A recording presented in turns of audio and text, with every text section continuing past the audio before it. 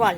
Hello my online online Meesho থেকে পেটি এই জিনিসটা আমরা অর্ডার করেছি।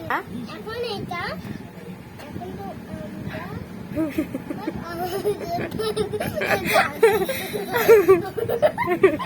আনবক্সিং বলতে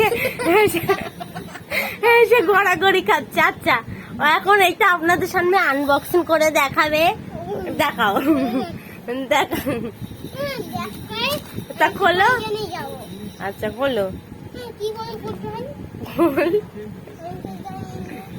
হ্যাঁ এই জামা ঘড়ি, এটা কার ঘড়ি? ভালো করে হাতে দেখা।